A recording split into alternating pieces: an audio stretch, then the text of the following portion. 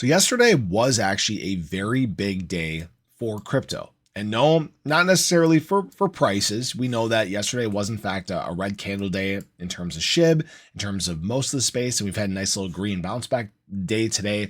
And that's because of the conclusion of the Ripple VSEC case. And that was obviously a major point of clarity for the entire industry. That's a big thing. All right. And prices haven't reflected this now. But I want people to understand something. Okay. This is a good catalyst. Again, it hasn't led to big surges in price, but what it is a little bit of confidence boost. Right now, what we're seeing is just lack of retail confidence. Okay, retail is something that is the big driver of Shiba Inu. Retail drives price to the upside. It's the reason why we went on this big surge back here. And right now, people outside the space, they're not very confident. And can you really blame them, right? We've talked about this before. This is what we've dealt with, not just in Shiba Inu, but across the crypto industry. Just beat down along the way. All right, time and time again. And in fact, I don't even have the Japanese stock market crash and stuff like that on here, which brought us to even lower lows, right? But there will be a point where retail confidence goes back on the rise.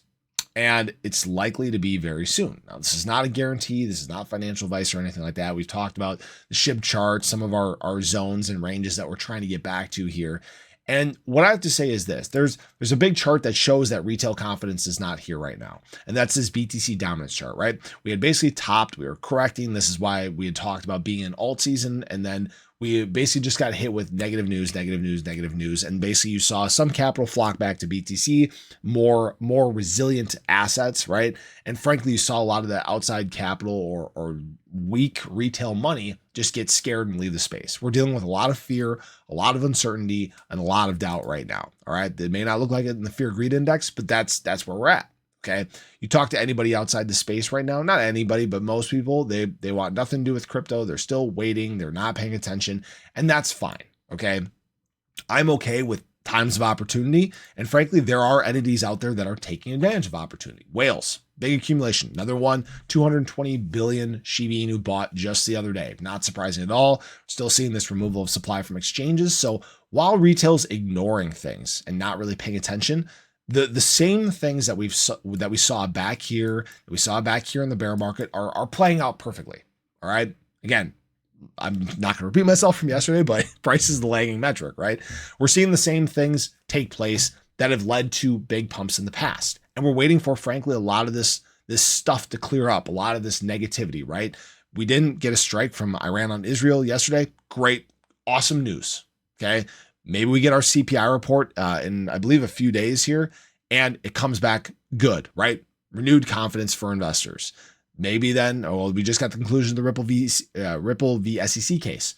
Big win for investors. Big win for retail money. All right. So these events can start snowballing the opposite direction very quickly. And I wouldn't be surprising to see BTC and Ethereum kind of leading some of the way for these runs. SHIB kind of climbing back here, getting into these ranges before you start to see some of that retail money outside the space re-entering and paying attention to assets again. And don't be fooled by, again, charts, right? SHIB still has major benefits working for it. It's still got big optics outside the space. It's still one of the top coins in crypto.